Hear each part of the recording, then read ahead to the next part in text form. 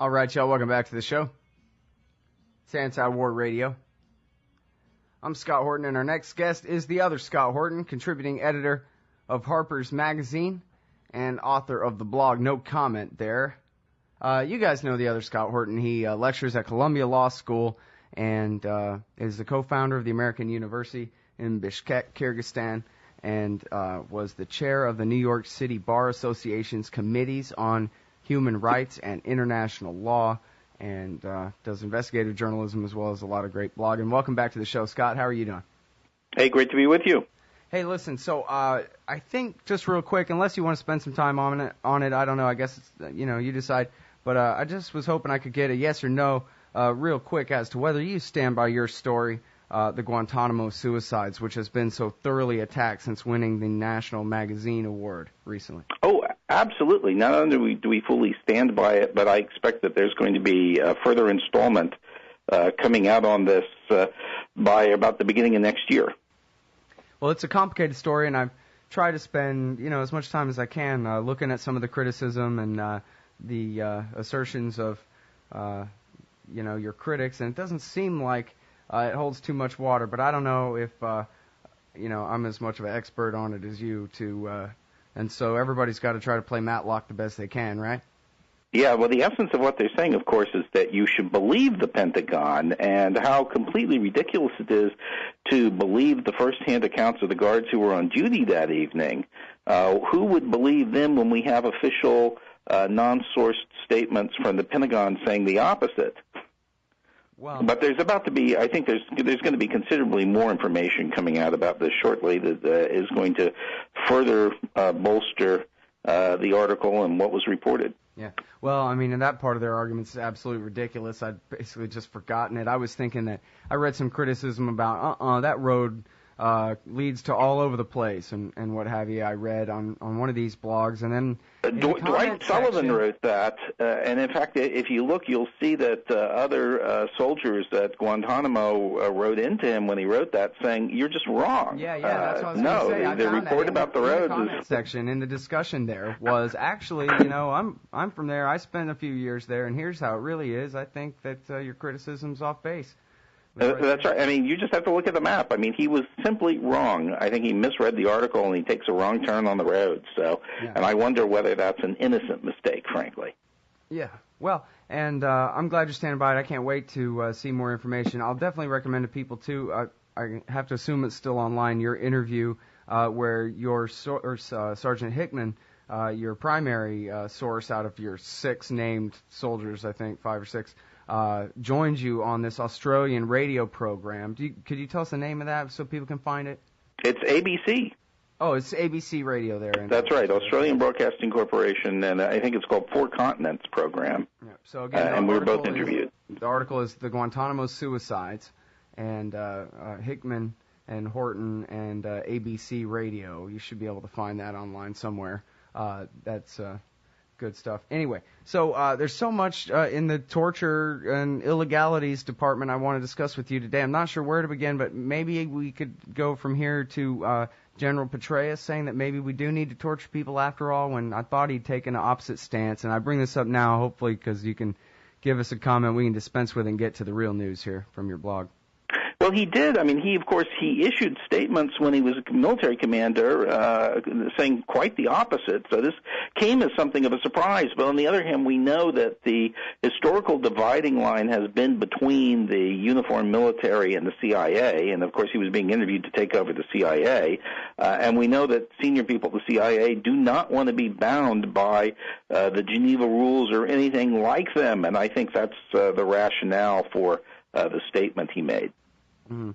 Well, but then I guess how do you see the, continuing of the investigation against 2 CIA officers for the murder in custody of a couple of people? It's being spun, mostly, as far as I've seen, as a real victory for the torturers, that 2 low-level guys are going to get it. But I was surprised that even happened at all. Frankly, I thought we were already past the point where the investigation was even open anymore. Well, I think it's disappointing, but it's not terribly surprising. Because remember, the instructions that were given to this special prosecutor Durham. He was originally appointed by Michael Mukasey, and then he had his mandate expanded a little bit by Eric Holder. And the mandate he was given, he was told to essentially assume the torture memos worked, assume that anybody who was following the advice of the torture memos with plenty of latitude built in, is okay, can't be prosecuted. So remember, Jack Goldsmith said that the purpose of these memos was to provide a golden shield, and the instructions that were given to the prosecutor were that the memos constituted a golden shield. So I guess it's not, given that, it's not surprising that he decided not to go forward on this 100-plus cases.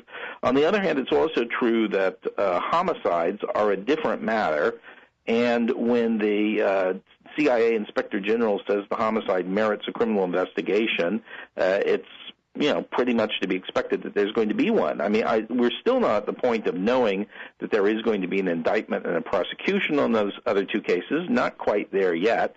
So we'll see how all this develops. But on the other hand, I think we have to say the Justice Department's making it quite clear that when the Justice Department delivers a wink and a nod, you can torture all you want, and there isn't going to be any prosecution. Wow. So even though all those winks and nods were officially repealed by the end of the Bush administration, most of them by 2005 or something have been repudiated, right? Yeah, by 2006 I think they were mostly out. But they're still good, but of course we're talking about that took place while they were in effect. Exactly right. So I think the Justice Department would still tell people that someone doing the same things that they did now would be prosecuted. And I think there's a certain sense in which that's fair because, it's really not the case officers, the people down the line following instructions who should be the target of the criminal investigation and prosecution. It's the people who made these policies. It's the John Hughes and Jay Bibees who really should have been the focus of the criminal investigation, which is in fact what the criminal court in Spain that looked all this said when they handed down a decision. They said it was the policymakers who should be prosecuted, not the CIA agents, and they launched their case on that basis. Well, it seems to me like the CIA agents should be last on the list for being the lowest in rank involved. As far as that goes, I agree. But as this guy, Glenn Carle, who you've interviewed, the author of this new book, The Interrogator, makes clear, he's a human man and an individual and has his own conscience and his own idea of what it is that we do and what crosses the line and what doesn't, and whether he ever had memorized the Geneva Conventions or not. He knew whether he was committing a crime or not, regardless of what Alberto Gonzales said, right? I think that's right, and and I think it's fair to say that there were many people like Glenn Carle out there who were appalled by the introduction of these practices and didn't want to have anything to do with them. In fact, we've been able to document more than 100 agents who resigned as a result of this. Some of them, like Carl, stayed on, but battled the use of these techniques. As he said in an interview with me, he did everything he could to stop this from happening to his prisoner. Right. Well, I want to get back to that in a minute, but I still want to focus on Eric Holder and all that for a second. Does he have the authority? I guess he does, you're telling me, but I'm confused that he can say, okay, you're appointed to begin a preliminary criminal investigation to see whether there should be a criminal investigation into these things, but you may not look at things here, there, or the other place and limit it in such what sounds like such an arbitrary way. I mean, it seems like, as you said, a homicide case is a homicide case. According to Colonel Larry Wilkerson and others, there's more than 100 of them. Yeah, well, the bottom line is he's appointed by the Attorney General, and the Attorney General gives him the scope of his investigation. And in this case, he put very, very narrow blinders on him. And I think a lot of people had hoped that he would ignore them, and instead he would start the way a prosecutor should normally handle something, which is looking at the crime and going back through investigation from the crime to find who might be a potential defendant. Instead, he was expressly limited in the number and the people he could look at and the sorts of cases he could seek to build. And I think we see what was a predictable result. But how can it be 2 murder cases but not 98? I mean, if it's murders, look into murders only, not torture, but just torture to death. Yeah, the other 98 cases were cases of abuse. It was like a gun held to someone's head, a drill pointed at them. Colonel Wilkerson and General Wesley Clark and, General Bradley Tank, I forget, McCaffrey. They've said that more than 100 people died in custody during this. And there were more than 100 people died in custody, but not in CIA custody. Oh, I see. So he was dealing only with the CIA cases. So there were really only 2 that were murdered by the CIA then? If you look at the Inspector General's report from the CIA, there are 2 murders he identified. I mean, I think the total number of deaths in captivity are substantially larger, but they're not covered in the CIA investigation base that he started with. All right. Well, okay. And so now I wanted to get to your great piece here at No Comment at Harper's Magazine, Unredacting the Interrogator. First of all, why would anyone redact the Interrogator, Scott? That's a great question. I got a copy of this book from the publisher before it was released, and I was just astonished. It was like 40% of it was blacked out. And I started reading through it and said, it's odd. I feel I can see almost through the blackouts here. It's pretty clear who the prisoner is. They've required him to be redacted. They've redacted out the places and so forth. And the CIA has a right to protect means of gathering intelligence and the identities of foreign agents who cooperate and things of that sort. But it looks here that they were clearly trying to block the book from being published, and it also is very, very clear, I think, that they were afraid of the embarrassment that these disclosures would cause to the CIA and to some senior personnel there. Because the bottom line is in this story, we're talking about a businessman from Afghanistan who was seized in the fall of 2002 and was held for 8 years until he was released, held under conditions that Glenn Carle says a reasonable and well-informed person may very well conclude constituted torture. And he was innocent. He was not the person the CIA felt he was. And the case officers who handled the case, both Glenn Carle and his successor, succeeded in figuring out within a matter of a few months that he wasn't the right guy and he shouldn't have been held. And they gave that analysis back to the agency. And what was the agency's reaction? Hold on to him, don't let him go. Because if you let him go, word would get out that we seized an innocent man and held him all this time. So if you just throw him in a dungeon somewhere, people will forget about him, and maybe he'll die. Interrogating him the whole time? They were interrogating him very aggressively at the beginning, and after that, the frequency of interrogations came almost to a stop because they realized that there really wasn't anything, especially after what they gained at the very beginning, there really wasn't good additional information to be seized. It was just he was an embarrassment. So they were holding him for that reason. And the government of Afghanistan was pressing him for him to be released. Justice Department lawyers, when there was a habeas case filed, went running into court making false statements about who he was. They didn't tell the court that the CIA case officers handling his case had recommended that he be released and that there was no basis to bring any charges against him. So, it was courts misled to continue to hold the guy and the advice of the analysts handling the case ignored. Well, and he was but if you look at my piece, I figured out, who the person was. Haji Pacha Wazir is his name, and the name of his brother as well. I've also figured out where he was held, originally in Morocco, right outside of Rabat, where he was moved to, the salt pit in Afghanistan, a number of other details. And the salt pit, that's where one of these murder cases is actually being pushed, the guy that was chained to the floor and froze to death.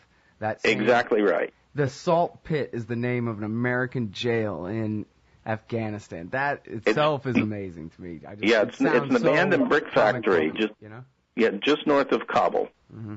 And so now, what exactly, when Glenn Carle says some of this guy's treatment amounted to torture, he's saying, but not what he did. He played it like rapport building instead of threatening and intimidation. He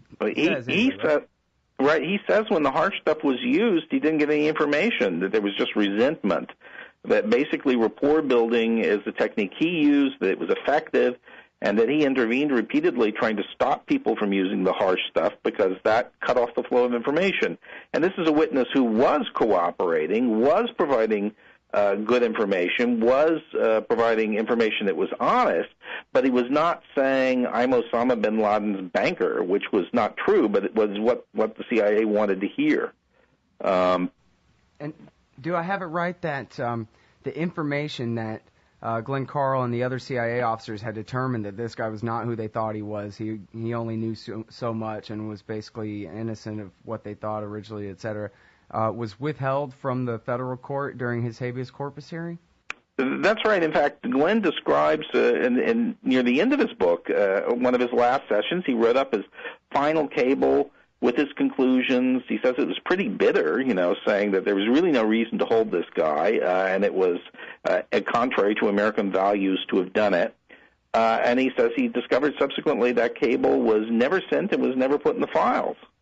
And we know certainly the other cables and the other information was never shared with the district court that was looking into the habeas matter, and in part that's probably because we know that the federal courts and the other habeas cases coming out of Guantanamo look very closely at what the CIA analysts said and thought about the cases, and that tends to have tipped them one way or the other. So, I think the Justice Department fully appreciated what would have happened had that information been disclosed, so they decided not to make it available to the court.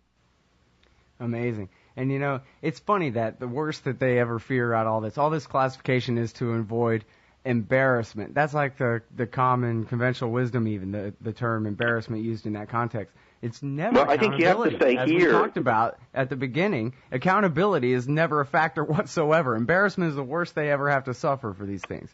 I think that's exactly right. So here, what's the reason for redacting the name of the prisoner? I mean, he's out. He's free. His freedom was forced. And, of course, it's through him that I was able to ascertain that he is the guy who's discussed in part, although he wouldn't agree to an interview on the record. But, it's, what's the reason for censoring out his name? The answer is very clear. The answer is that his whole story is an embarrassing chapter in the history of the CIA. It shows how they behaved abusively. When they learned that this person was innocent, instead of letting him go, they held on to him, and they held on to him because they were concerned that his story coming out would have only further embarrassed them. And, of course, this is what we heard happened earlier with Khalid al-Masri. Remember, that was a German greengrocer who was seized, where Condoleezza Rice ordered that he be released and then went back and looked 2 weeks later and found he was still there in prison because the CIA didn't want to let him go. They were concerned about embarrassment. So it's the same sort of problem. And I think all this justifies why the CIA has no business serving as prison wardens, but it also shows the dynamics of this whole detention program that was created in the Bush era and has been carried forward. They're so concerned about their own misconduct coming out that they don't want to let people free, even when we conclude that they're innocent. Right. Okay, now at your blog, no comment, at Harper's magazine website, harpers.org/subjects/no comment, you have, first of all, this piece, Unredacting the Interrogator, where you go through and figure out who it is that he's talking about and reading through the blackout there. But then secondly, you have a great interview with him, 6 questions for Glenn Carle. What was it that you learned from him that was most important? Well, I think the most important thing that he elaborates on is the reaction he got back from the CIA when he disclosed to him what his conclusions were, and that is they just ignored him. Right. He was not telling them what they wanted to hear, so they just closed their ears. But I hadn't got to it yet. I can't wait to now. Thanks very much for your time, Scott. I really appreciate it as always. Hey, great to be with you. Take care. That's the other Scott Horton, everybody. Columbia University, Harper's Magazine, New York Bar Association.